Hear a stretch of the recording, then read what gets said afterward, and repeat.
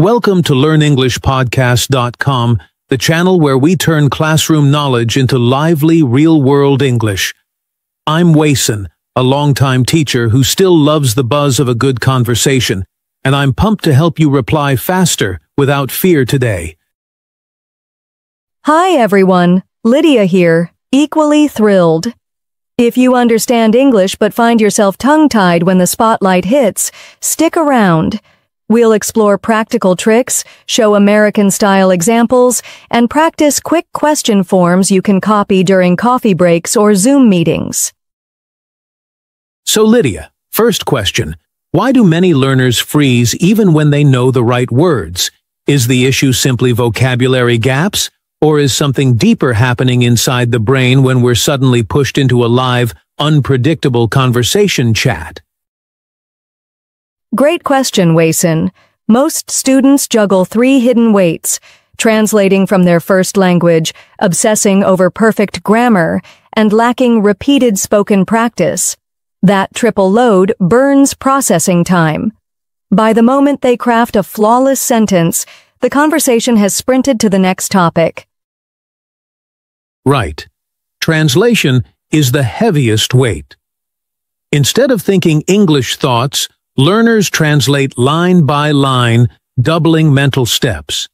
Today's mission is to replace that loop with direct, automatic English, so answers pop out as quickly as they do in your mother tongue. Exactly, and our first tool for that mission is memorizing flexible sentence starters. American speakers lean on them constantly. I think, honestly, that's a tough one, or from my perspective, they're conversational seatbelts, buying seconds while you choose details. Can you model one in a typical American workplace, Lydia? Picture the manager asking, "Should we adopt the new software?" Demonstrate for listeners how a confident starter instantly reduces panic, signals engagement, and creates precious seconds for a well-shaped yet speedy response. Sure thing. I'd reply, honestly, I think the new platform will streamline our deadlines, but we'll need a training week. That phrase, honestly, I think, gives me breathing room, shows openness, and lets me deliver a balanced opinion in real time, not 20 seconds later.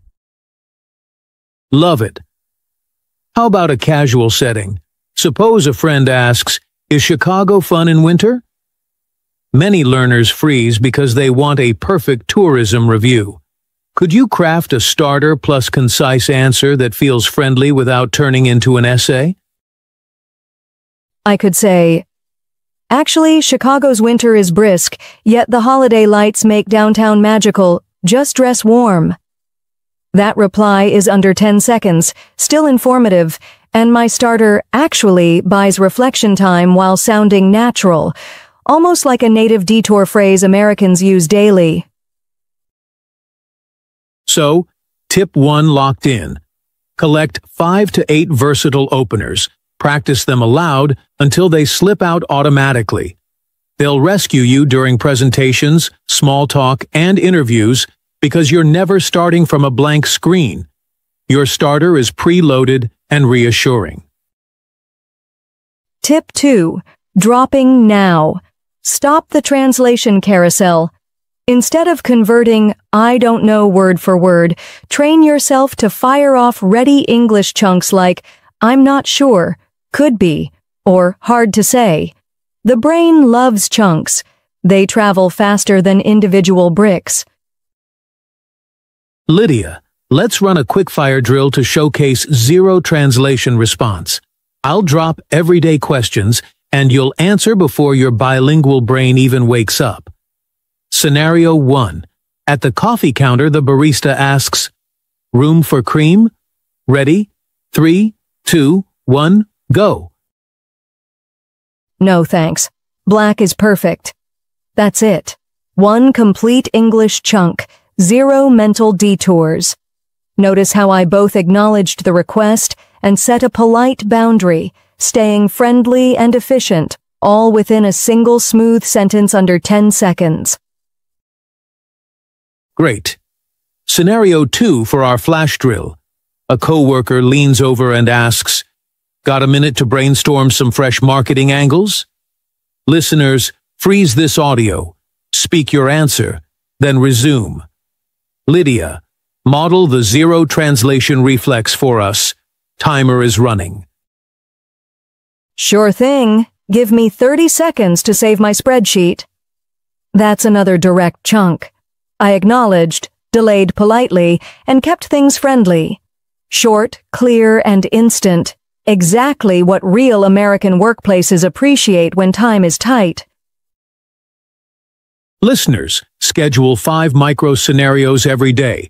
Ordering lunch, booking tickets, asking directions, confirming appointments, and giving compliments. Record your answers on your phone. Re-listen after a week, and you'll hear silence gaps shrinking. Translation noise fades, replaced by fiber optic speed and growing conversational confidence. Tip 3 lands now. Keep answers short and natural. Americans adore conversational rhythm, not dissertations. When asked, "Did you like the concert?" A crisp, "Yeah, the encore blew me away. How about you?" flows better than a 30-second song analysis nobody requested.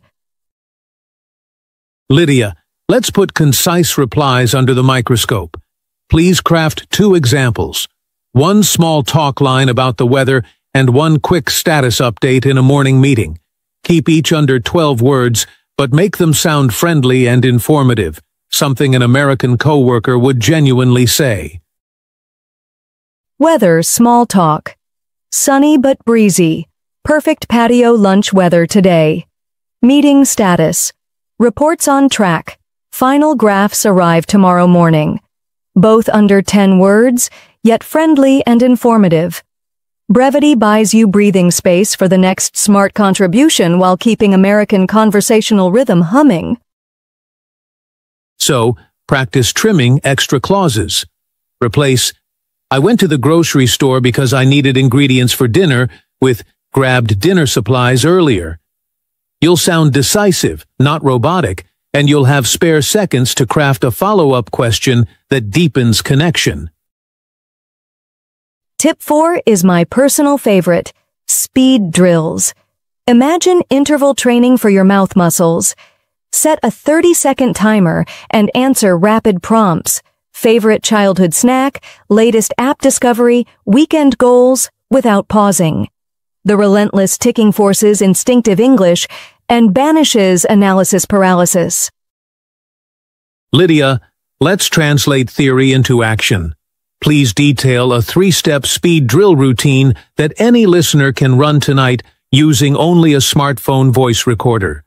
Ensure it's beginner-friendly yet expandable, so advanced learners still feel the cognitive burn and shave seconds off replies.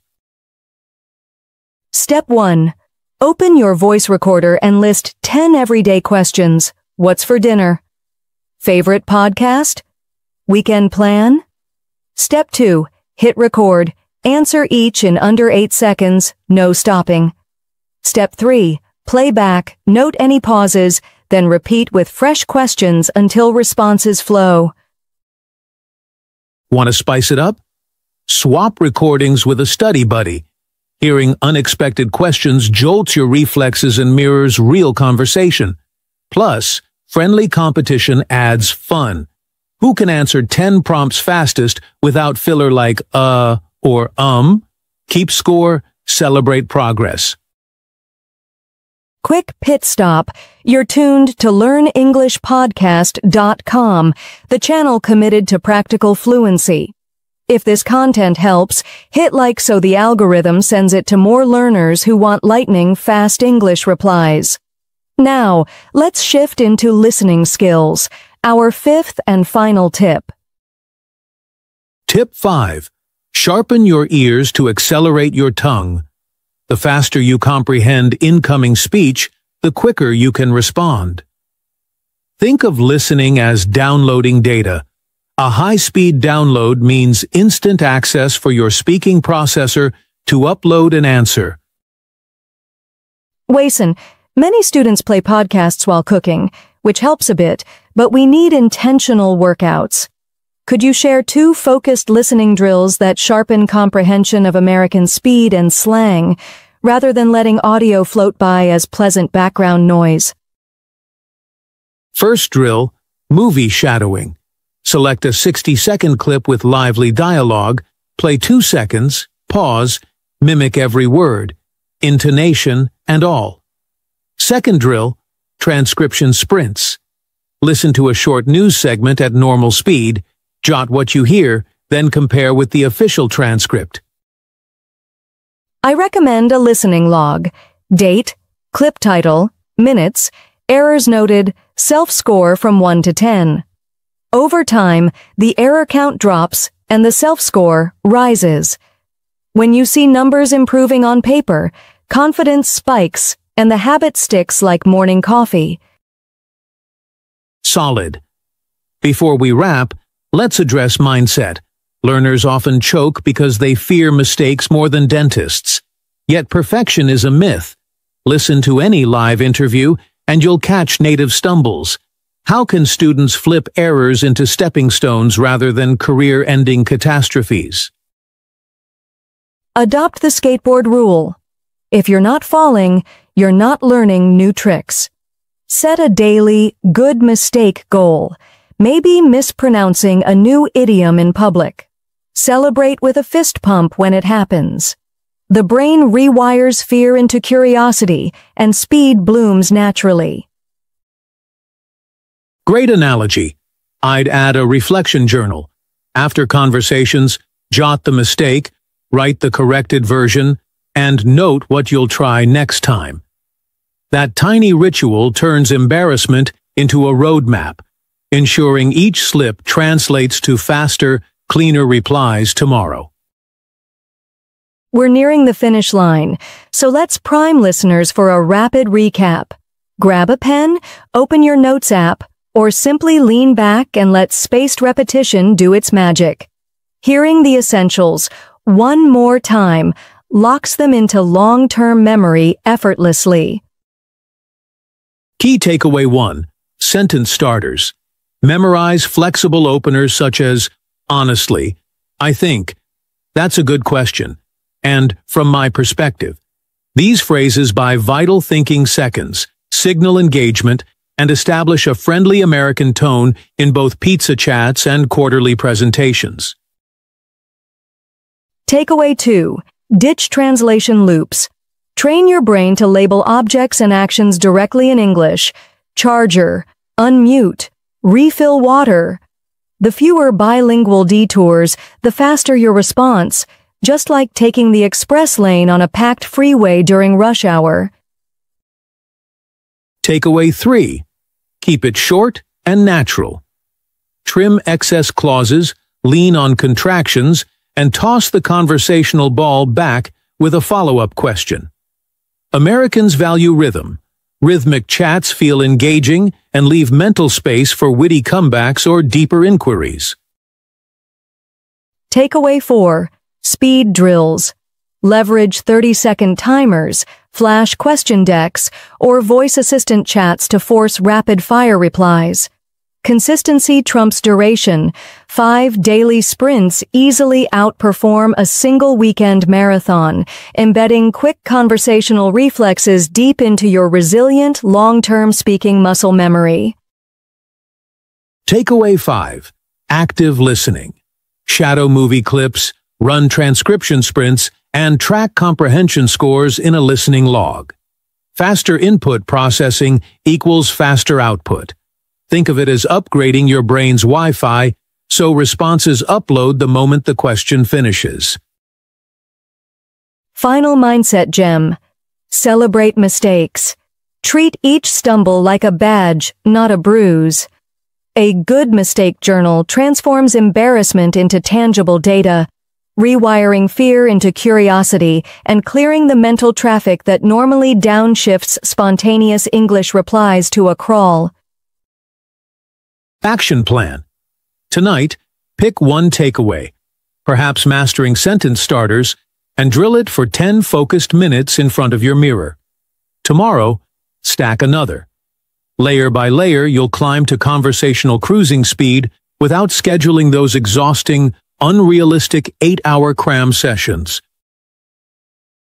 Before we sign off, remember to subscribe to LearnEnglishPodcast.com, hit the notification bell, and share this episode with a friend who still overthinks every verb tense. The bigger our practice circle, the faster everyone levels up together. Huge thanks for spending part of your day with us. Keep practicing, stay fearless, and let those quick replies light up your conversations at work, on dates, and everywhere in between. See you next week when we tackle mastering American phrasal verbs on the fly. We'd love to hear about your personal speed milestone. Drop a comment describing how many seconds you needed to answer our earlier coworker brainstorming prompt. We'll pin a community leaderboard, swap encouragement, and nudge each other toward ever shorter, confidence-boosting response times this month.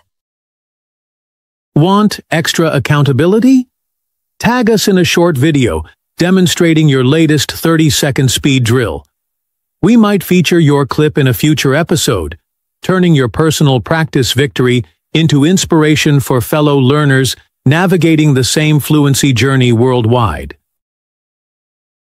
All right, crew, that's a wrap from my side. Remember, small daily reps outrun heroic weekend cram fests, and confidence blooms where repetition lives. Keep those starters handy, welcome mistakes, and allow English to morph into the language of your automatic thoughts. Thanks again for tuning in to LearnEnglishPodcast.com. Keep talking, keep smiling, and keep learning. We'll see you next week. Same time, same channel. Until then, may your replies be lightning quick and your conversations full of curiosity and joy. Before we completely sign off, let's sharpen question-asking skills. Quick tip: convert statements into open questions by adding a WH word and flipping word order. You enjoy podcasts becomes, what podcasts do you enjoy? Open questions invite longer answers and keep conversations lively. And remember, word choice matters. Swap vague verbs for vivid ones. Instead of saying get better, try improve, sharpen, or elevate. For example, I want to get better at English transforms into I aim to sharpen my English fluency this spring. Strong verbs speed clarity.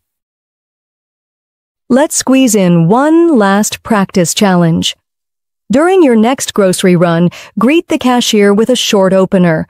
Perhaps, how's your day going so far? Then use a sentence starter to answer whatever they ask back. You'll rack up real-world reps during everyday errands. Thank you again for choosing LearnEnglishPodcast.com as your study partner. Keep your ears open, your answers crisp, and your confidence high. Subscribe, share, and come back next week for fresh, bite-sized techniques that move you closer to effortless American English. Bye for now.